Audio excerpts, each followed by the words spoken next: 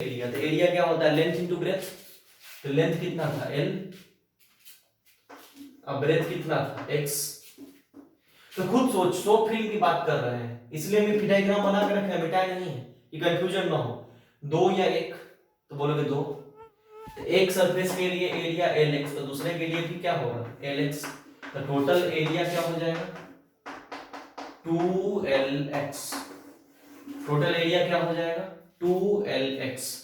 अब area initial हो गया तो बात करेंगे एरिया फाइनल की, तो खुद सोच फाइनल एरिया में डेल एक्स बढ़ जाएगा, तो टोटल फाइनल एरिया डायरेक्ट लिख दे 2l into x plus del x, और कुछ तो चेंजिंग नहीं होना चाहिए। मेरे समझ में आ रहा होगा। अब चेंज इन एरिया की बात करें अगर हम, इनिशियल और फाइनल जब निकल गया तो चेंज इन एरिया क्या होता है, area final minus area initial, तो area final minus area initial जब बात करें तो एरिया फाइनल क्या होगा 2l x plus del x, और एरिया इनिशियल क्या होगा, एरिया इनिशियल की बात करेंगे तो एरिया इनिशियल क्या होगा तो 2lx,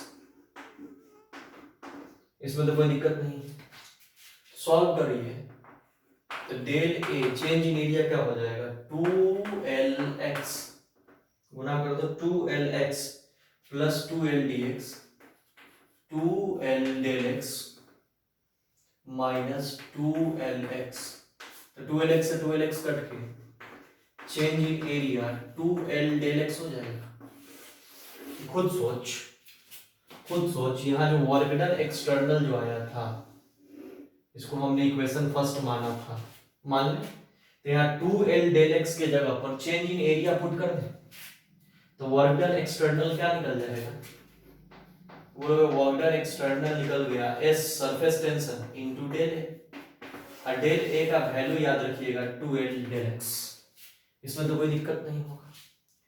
ये बात तो 100% समझ में आ गई।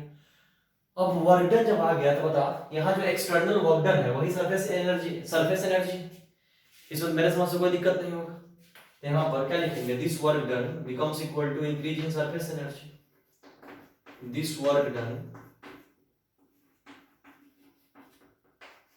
becomes increase in surface energy,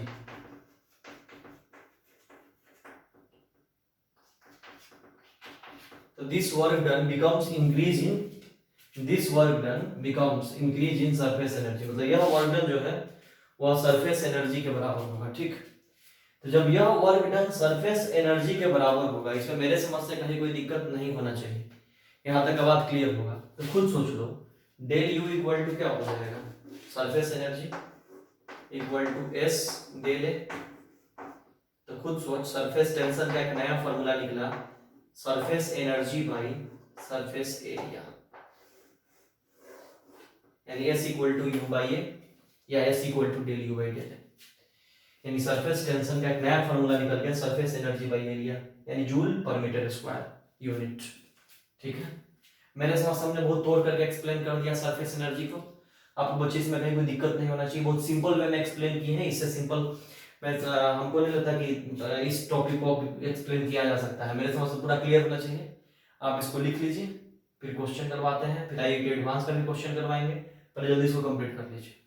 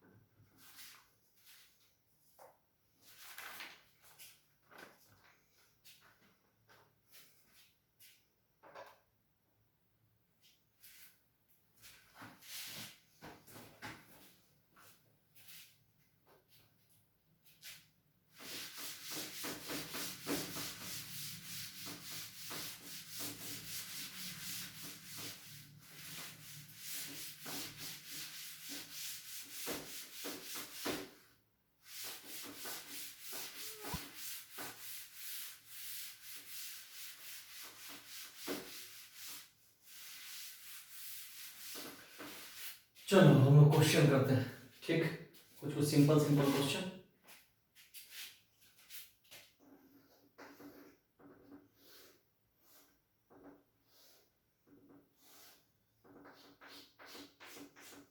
soap film है, इसमें वायर है,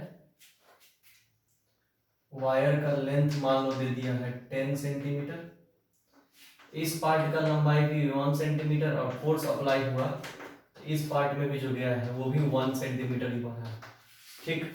इसमें मेरे समझ से तो कोई दिक्कत नहीं होगा। तो यहाँ बोल रहा है क्या कि आपको सिंपली क्या निकाल के दिखाना है, internal energy by simple concept. और इसके स्वॉप फिल्म है, स्वॉप फिल्म का सरफेस टेंशन आपको याद रखना होगा, हम लिख लिए थे, बनाइए जल्दी से। आप स्क्रीन पॉज करके बनाना, हम बना देते हैं, ठीक है। तो डेल यू इक्वल टू क्या पढ़े थे, एस इंटू डेल पढ़े हैं, इसमें तो कोई दिक्कत नहीं है। तो del U equal to S के जगह पर 0.04 के आसपास स्वॉप फिल्म का सरफेस टेंशन होता है, कोई दिक्कत। और डेल ए का मतलब 2L डेल एक्स याद होना चाहिए। तो खुद सोच लो, डेल यू इक्वल टू क्या होगा, 0.04 इंटू 2, एल के जगह पर कितना सेंटीमीटर 10, चेंज कितना है तो 1 सेंटीमीटर, ये मतलब डेल एक्स कितना है 1 सेंटीमीटर। तो ये सब सेंटीमीटर में है, तो मीटर बदलने के लिए इंटू 10 टू द पावर -4 से गुना कर देंगे, काम बन जाएगा। तो मीटर में आ गया, सॉल्व कर लोगे, जितना जूल आना होगा उतना जूल एनर्जी आ जाएगी। इसमें तो मेरे समझ से कोई दिक्कत नहीं होगा, ये तो सिंपल था। अब एक बढ़िया क्वेश्चन है जो IIT एडवांस का पूछा हुआ है, तो रिसेंटली पूछा है 17 में, ये करवाते, इसको नोट कर लेना।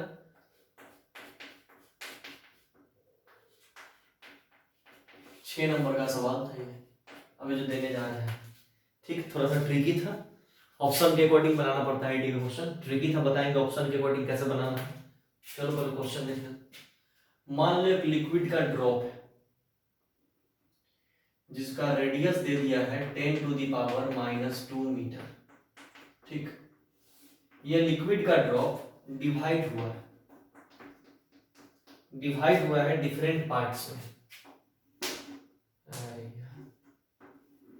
ये लिक्विड का ड्रॉप डिफरेंट पार्ट्स में डिवाइड हुआ है, यानी कि कोई बोला कितने पार्ट्स में, तो के आइडेंटिकल पार्ट्स,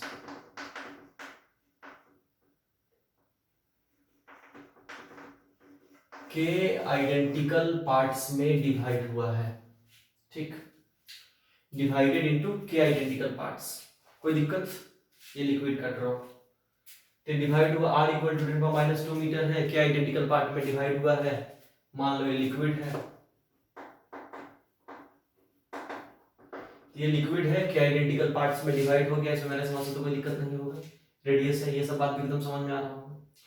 अब बात करते हैं कि इसका सरफेस टेंशन भी गिवन है क्वेश्चन में, सरफेस टेंशन कितना दे दिया है, हाँ, सरफेस टेंशन दे दिया है 0.1 इंटू 1/4 पाई, ठीक। तो ये के आइडेंटिकल पार्ट्स में डिवाइड है, ये वो सब दे दिया, कोई दिक्कत नहीं है।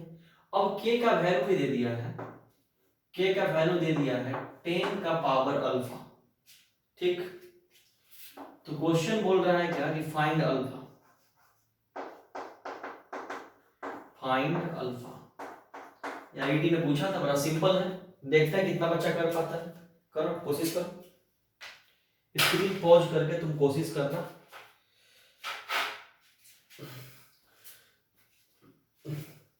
तुम स्क्रीन पॉज करके कोशिश पक्का करना, हम बना देते हैं, ठीक। इसको तो नोट कर ही लिए होंगे, इसको हटाते हैं पहले। ये बताएंगे कि क्वेश्चन में ऑप्शन के अकॉर्डिंग बच्चा को कैसे जाना पड़ता है, नियर अबाउट जो ऑप्शन होता वही मारना पड़ता, पड़ा होगा। ये 6 नंबर का सवाल था, ट्रिकी था, देखो इधर, इसको बनाते हैं,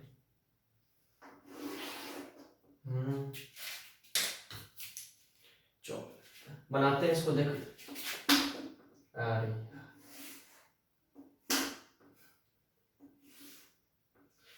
इसको बनाते हैं। सबसे पहले क्या करेंगे, तो आपको पढ़ाया गया है इक्वेशन ऑफ कंटिन्यूटी।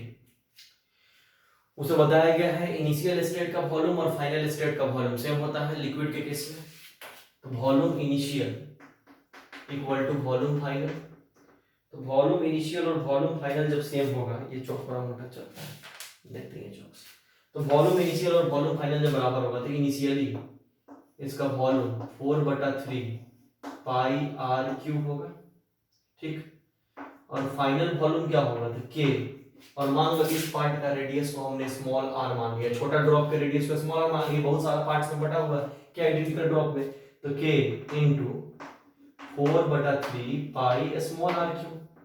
इसमें तो मेरे समझ से कोई दिक्कत नहीं होगा, खुद सोच 4/3 पाई से 4/3 पाई उड़ गया तो क्या आया, capital R cube equal to K small r cube. तो इसमें तो के का वैल्यू कितना गिवन है 10 का पावर अल्फा, तो यहाँ क्या हो जाएगा आर क्यूब इक्वल टू 10 का पावर अल्फा आर क्यूब। तो हमें स्मॉल आर क्यूब निकालना है, तो small r cube equal to capital R cube by 10 का पावर अल्फा। इसमें तो मेरे समझ से कोई दिक्कत नहीं होगा, यहाँ तक आके क्या स्टेप क्लियर होगा 100%। ये काम कर ले, पहले इसको छोटा कर ले, इसको तोड़ना कर लेता हूँ, कैपिटल आर क्यूब से आर बना ले, पहले इसको रेशनलाइज कर ले, क्यूब रूट निकाल ले इसका, तो क्या हो जाएगा ये 3 भाग में आ जाएगा, यानी 10 का पावर अल्फा बाई 3, और ये 3 से 3 कट के ये आर बच जाएगा, खुद देखो तो ये मैथ का स्टेप समझ में आ रहा होगा। अब यहाँ से स्मॉल आर निकाल दो तो कैलकुलेशन सही रहेगा, तो स्मॉल आर इक्वल टू क्या हो जाएगा, ये भाग में आ जाएगा, तो कैपिटल आर बाई 10 का पावर अल्फा बाई 3, 10 का पावर अल्फा बाई 3 दिख रहा होगा सब लोग को, हम बोल भी दे रहे हैं, राइटिंग का नहीं दिखे तो बोल दे रहे हैं, सब चीज टॉपिक को अच्छे से बोर्ड की तरफ घूम, तुम लोग की तरफ घूम करके कैमरा में ध्यान से लिख लेना, कोई दिक्कत। ये स्मॉल आर जब आ जाएगा तो हमें निकालना है पहले के का अल्फा का वैल्यू निकालना है, तो डेल यू निकाल, डेल यू इक्वल टू क्या होगा खुद बोलो, del U equal to S del S del A. एक चीज याद रखना है, यहाँ सॉफ्ट फिल्म नहीं है, तो सॉफ्ट फिल्म नहीं है तो दो को सरफेस एरिया नहीं होगा, तो नॉर्मली एरिया लिखना पड़ेगा, ये लिक्विड का सिंपल ड्रॉप है, स्फीयर मान करके बनाना पड़ेगा, ये सब आईआईटी क्वेश्चन एडवांस का था, थोड़ा दिमाग लगाना। यानी कि सर आपने बताया था कि एरिया 2a डेल एक्स आर वहां सॉफ्ट फिल्म के लिए बताया था, ये सॉफ्ट फिल्म नहीं है, इसलिए जान के भी इस टॉपिक पे न्यूमेरिकल को लिए कि ये बात को मैं बताता हूं। तो del U equal to S del, तो खुद सोच यहां पर क्या करेंगे, एस के जगह पर 0.1/4 पाई, और ए की जगह पर क्या लिखेंगे खुद सोचो, तो डेल ए के जगह पर, डेल ए के जगह पर क्या लिखेंगे खुद सोचो, तो ए के जगह पर लिख लेंगे चेंज इन एरिया, मतलब फाइनल माइनस इनिशियल, तो इसका एरिया क्या हो जाएगा, स्फीयर का एरिया 4 पाई आर स्क्वायर, तो के टाइम्स है यानी के 4 pi R square minus 4 pi capital R square, ठीक। अच्छा एक चीज मिसिंग है इस क्वेश्चन में, इस क्वेश्चन में इंटरनल एनर्जी भी गिवन है ना, इस क्वेश्चन में इंटरनल एनर्जी भी गिवन है, जो गिवन है 10 to the power -3, internal energy भी दे रखा है इसमें, ठीक है कोई दिक्कत। तो इंटरनल एनर्जी भी जब दे रखा है तो 10 to the power -3 equal to 4 pi common कर ले, तो 0.1/4 पाई, 4 पाई ऊपर से भी कॉमन कर लिया हमने, तो क्या है K R square minus capital R square, 4 pi में 4 पाई को उड़ा दिया। अब स्मॉल आर के जगह पर हम क्या लिख सकते हैं बच्चे, तो स्मॉल आर के जगह पर क्या आया हुआ है कैपिटल आर बटा 10 का पावर अल्फा बाई 3, तो क्या हो जाएगा 10 to the power -3 equal to 0.1 into K small r square के जगह पर, तो आर स्क्वायर यानी क्या हो जाएगा कैपिटल आर स्क्वायर बाई 10 का स्क्वायर यानी ऊपर अल्फा, तो 10 का पावर 2 अल्फा बाई 3 हो जाएगा, 10 का पावर 2 अल्फा बाई 3 हो जाएगा, खुद सोच ले, ये सब तो बेसिक कैलकुलेशन है यार, समझ में आ ही रहा होगा। अब तुम देख कैपिटल आर स्क्वायर को कॉमन पहले इतना नोट कर ले जल्दी से,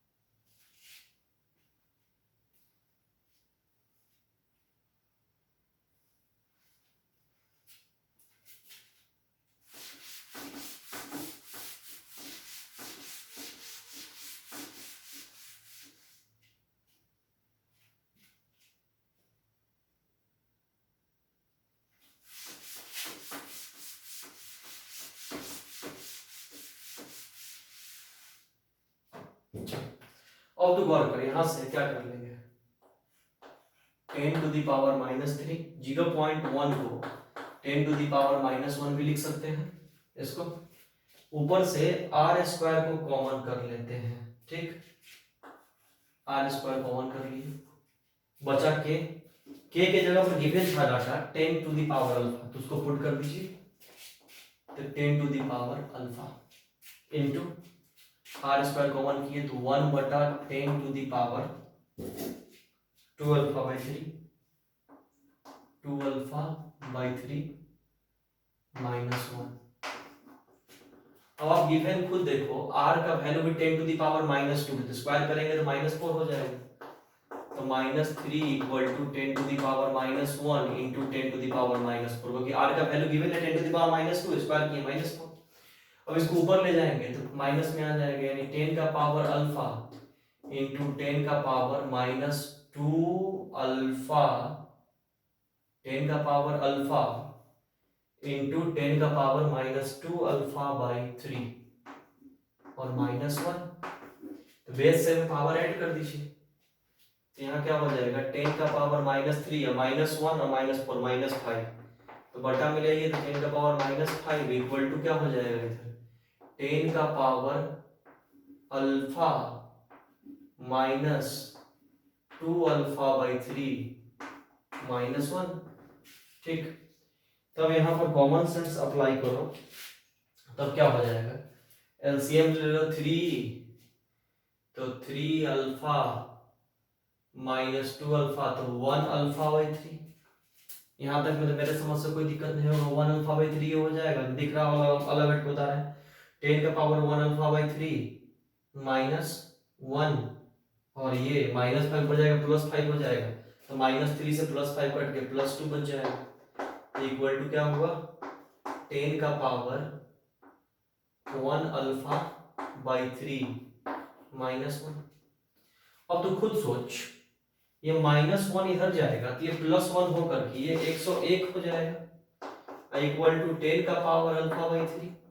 तो ऐसे करके सब एग्जैक्ट सॉल्व करेगा तो आईआईटी का ऑप्शन मैच नहीं करता, आईआईटी के एडवांस में उस साल ऑप्शन में 6 था, इसलिए यहाँ पर 1 को नेग्लेक्ट करके लोग सिमिलर करके इसको 100 लिखता है, 100 इक्वल टू 10 अल्फा का पावर 3, तो 100 को चाहेंगे तो 10 का power 2 equal to 10 alpha by 3 लिख सकते हैं। कोई बच्चा बोलेगा सर 101 को 100 कैसे लिख दिए, नियर अबाउट ऑप्शन को मिलाने के लिए उससे किया जाता है कभी कभी एडवांस के क्वेश्चन में।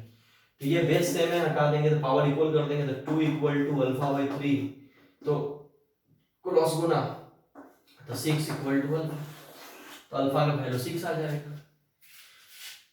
ये बढ़िया सवाल था, आप अच्छे से मेरे समझ में तोड़ के बता दिया, आप एक बार देखो, नोट करो, जहां जो डाउट है पूछो, फिर आगे बढ़ते हैं।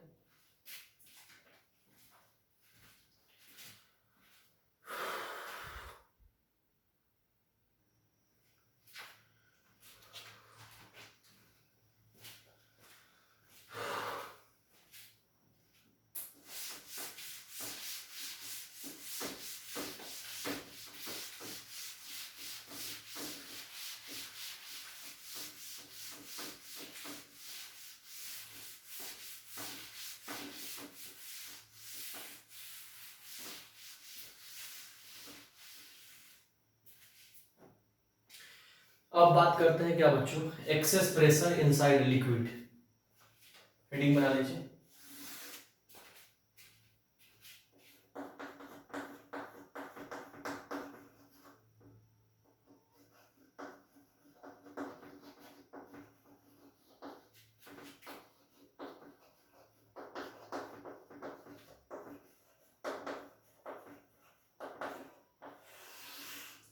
हेडिंग है बच्चा एक्सेस प्रेशर इनसाइड लिक्विड, ठीक। मान लिक्विड का ड्रॉप ले लिए, तो लिक्विड का जब हम एक ड्रॉप ले लिए तो खुद सोच, इस लिक्विड के ड्रॉप में दो तरीके का प्रेशर होगा, एक लिक्विड के अंदर मॉलिक्यूल पूरे तरीके से डूबा हुआ होगा तो उसके लिए जो प्रेशर लगेगा वो प्रेशर ऑफ लिक्विड मान लें कंप्लीट, और एक इसके बाहर की तरफ लग रहा होगा प्रेशर ऑफ आउटर, मतलब एक आउटर होगा एक लिक्विड के अंदर होगा, कोई दिक्कत, ये लिक्विड के लिए आउटर को एक्सटर्नल बोल, एक्सटर्नल अच्छा लगता है, ठीक। तो तुम लोगों को पढ़ाए हैं कि कोई भी मॉलिक्यूल्स जो लिक्विड के अंदर कंप्लीट रूप से डूबा हुआ होता है वह इक्विलिब्रियम में होता है, क्या चीज में होता है, इक्विलिब्रियम में, यानी वहां नेट फोर्स जीरो होता है। तो मतलब क्या है कि ये इक्विलिब्रियम में होगा।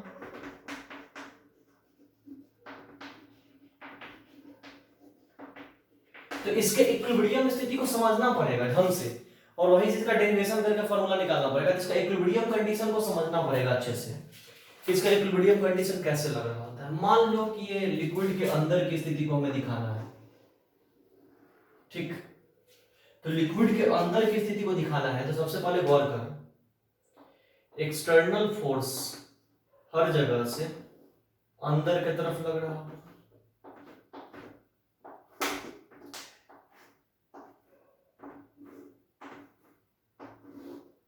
गौर से देखना, ये जो रेड कलर से हम बना रहे हैं वो एक्सटर्नल फोर्स है, एफ एक्सटर्नल, एक में लिख दिए, बाकी में समझना, रेड कलर से बना है एक्सटर्नल, ठीक। अब व्हाइट कलर से जो बनाएंगे वो सरफेस टेंशन का फोर्स होगा। किसका फोर्स होगा? सरफेस। तो सरफेस टेंशन का फोर्स भी तो लिक्विड को अंदर की तरफ ही ढकेल रहा होगा। याद कर थ्योरी, सरफेस टेंशन का मतलब हमने क्या पढ़ाया था कि सरफेस टेंशन एक ऐसा प्रॉपर्टी है जो मिनिमम सरफेस एरिया ऑक्युपाई करता है। मतलब वो तो चाहेगा ना कि फ्लूइड को हम जितना अंदर की तरफ धकेल के इसके एरिया को घटाया जाए, मतलब जितना मिनिमम से मिनिमम जगह में फ्लूइड स्थित हो। बात समझ में आ रहा है? तो इसका मतलब यहाँ जो जो हम बना रहे हैं इस टाइप से व्हाइट कलर से, तो समझना ये सरफेस टेंशन का फोर्स है।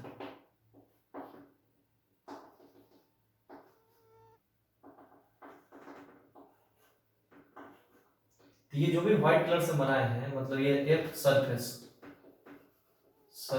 टेंशन। तो सरफेस टेंशन का फोर्स भी अंदर की तरफ लग रहा है, खुद सोच, कोई दिक्कत। लेकिन यहां पर लिक्विड का एक अपना फोर्स होगा, इसको हम येलो कलर से बना रहे हैं। ये लिक्विड का एक अपना फोर्स होगा जो हमेशा आउटर रीजन में लग रहा होगा।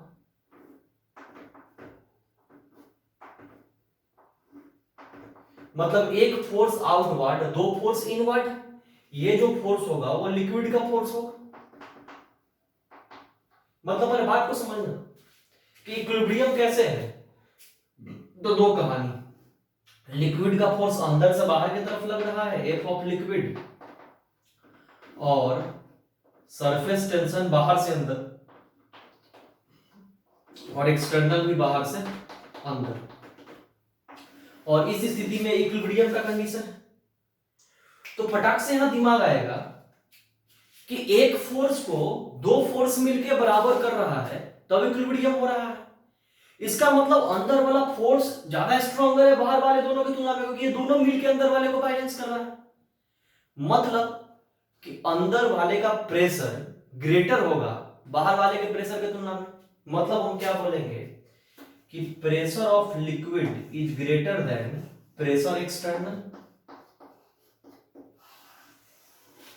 मतलब पहला बात याद रखिएगा कि एक्सेस प्रेशर इनसाइड लिक्विड का कॉन्सेप्ट यही है कि लिक्विड के अंदर का प्रेशर ग्रेटर क्यों होता है बाहर के प्रेशर की तुलना में। तो तुम अच्छे से समझा दोगे, हम पूरा डायग्राम एकदम तोड़ तोड़ के बना के दिखाएं, इसमें तो कोई दिक्कत नहीं होना चाहिए। पहले ये कहानी क्लियर। और बात क्या उठता है कि अंदर वाले प्रेशर को निकालते कैसे हैं, ठीक, डेरिवेशन कैसे करते हैं, ठीक, इसको भी हम बताते हैं अच्छे से, ध्यान से देखो।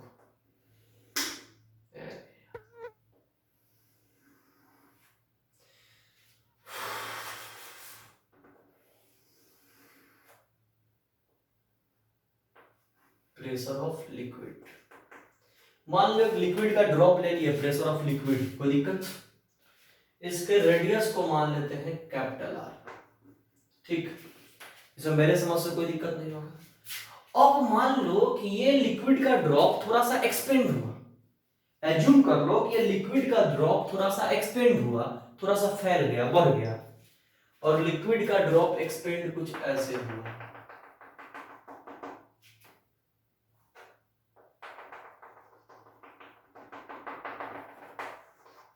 अब मान लो कि जब ये लिक्विड का ड्रॉप एक्सपेंड कर गया, लिक्विड का ड्रॉप बढ़ गया, तो कितना बढ़ा?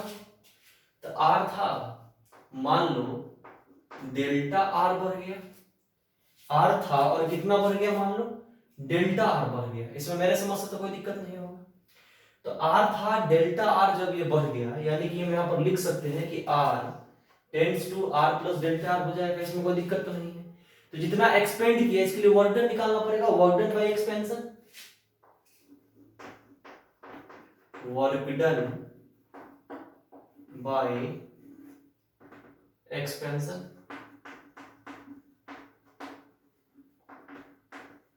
तो एक्सपेंशन के लिए जब हम वर्क निकालेंगे तो खुद बता, वर्क क्या होता है, फोर्स इनटू डिस्प्लेसमेंट। तो खुद सोच कि यहाँ पर फोर्स की जगह पर क्या लिखेंगे। तो फोर्स एक्सटर्नल भी है और इंटरनल भी है, तो चेंज इन फोर्स का मतलब क्या लिखेंगे यहाँ पर, इंटरनल ग्रेटर है, तो force internal minus force external into delta R. Displacement की जगह पर क्या लेंगे, डेल्टा आर, इसमें तो कोई दिक्कत नहीं होना चाहिए। अब खुद सोच, फोर्स का मतलब क्या होता है, प्रेशर इनटू एरिया। फोर्स का मतलब क्या होता है, प्रेशर इनटू एरिया।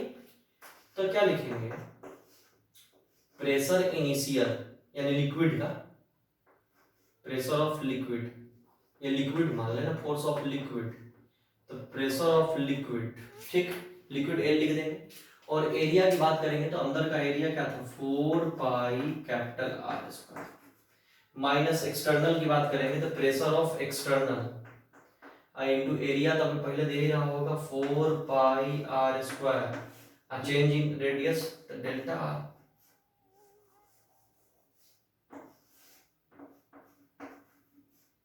इसमें तो बच्चों मेरे समझ से कोई डाउट नहीं आना चाहिए, ये स्टेप एकदम क्लियर होगा 100%। तो वर्क डन के लिए क्या करिएगा, P of liquid 4 pi square common कर लीजिए, तो 4 pi R square del are हो गया, डेल आर बाहर था, 4 पाई स्क्वायर को बाहर कर लिए, तो pressure of liquid minus pressure of external, work कितना भी निकल गया। वर्क डन में तो बच्चों मेरे समझ से कोई दिक्कत नहीं होगा। अब हम इसका सरफेस एनर्जी निकालेंगे तो बात आगे बढ़ाएंगे, पर इतना आप नोट करके हटाइए अच्छे से, फिर बात करते हैं। बहुत गर्मी है यार, जल्दी नोट करो।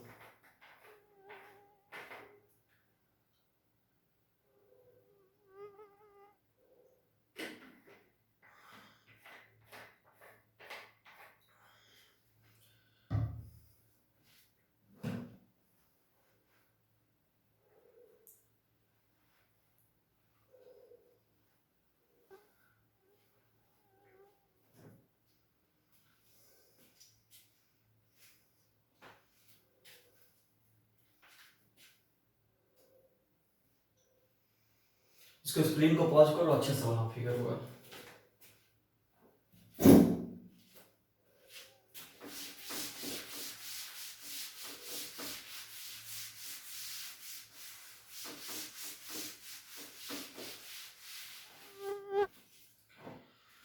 अब बात करते हैं क्या कि हम लोग internal energy,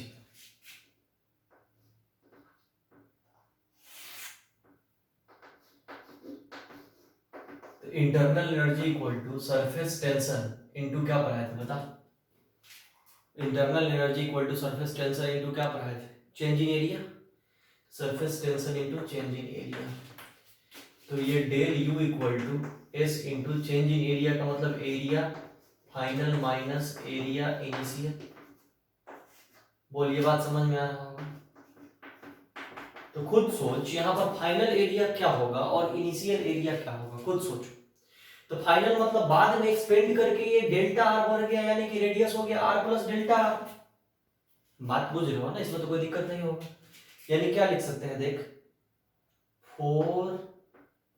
4 pi R square होता है, यानी आर प्लस डेल्टा आर का स्क्वायर माइनस एरिया इनिशियल की बात करोगे तो एरिया इनिशियल हो जाएगा 4 पाई कैपिटल आर स्क्वायर। इसमें तो बच्चा मेरे समझ से कोई डाउट नहीं होगा, एक एक स्टेप क्लियर होगा। अब तो खुद सोच कि जब ऐसे लिख लिए, वो कि शुरू में तो आ रही ना था, तो 4 पाई आर स्क्वायर, तो जब ऐसे लिख लिए तो खुद सोच यहाँ पर क्या होगा, del U equal to S into 4 pi A plus B का होल स्क्वायर, यानी R square plus delta R का square plus 2r delta R minus 4 pi R square. अब 4 पाई दोनों तरफ से कॉमन कर लेते हैं, तो डेल यू इक्वल टू क्या होगा, एस 4 पाई कॉमन कर लिए तो आर स्क्वायर। अच्छा एक चीज और कर, डेल्टा आर जो चेंज हुआ है ये तो खुद छोटा है, तो कोई छोटे नंबर को उस को का स्क्वायर कर दो तो और छोटा हो जाता है। जैसे मान लो कि 0.1 इंटू 0.1, 0.1 खुद छोटा है, इसको स्क्वायर किए मतलब दोबारा गुना किए तो क्या हो जाएगा 0.01, तो और छोटा हो गया। तो वही बात यहाँ हम समझा रहे हैं कि डेल्टा आर खुद छोटा है, इसका स्क्वायर तो और छोटा होगा, इतना छोटा होगा कि इसको नेग्लेक्ट करके 0 मान लेंगे। अब 4 पाई कॉमन करें तो बचा कितना, R square plus 2r delta R minus R square. 4 pi common हो चुका है, ये स्टेप आपको दिख रहा होगा, ये ऊपर वाला स्टेप उसके बाद। तो आप बच्चे खुद देखो, ये r से r उड़ गया तो बचा कितना, डेल u इक्वल टू क्या बचा 4 pi s into 2r del r। Del u भी निकल गया, इसमें थोड़ा भी डाउट तो नहीं होना चाहिए। अब जब ये डेल यू भी निकल गया तो खुद सोचो कि ये वर्क डन के बराबर होगा। बोर्ड पे इसलिए लिखा हुआ है कि मिटाएंगे नहीं कि दोबारा हम लिखेंगे। तो खुद सोचो कि जब ये वर्क डन के बराबर होगा तो हम यहाँ लिख सकते हैं कि डेल यू जब डब्ल्यू के बराबर होता है तो यहाँ क्या लिखेंगे, खुद सोच।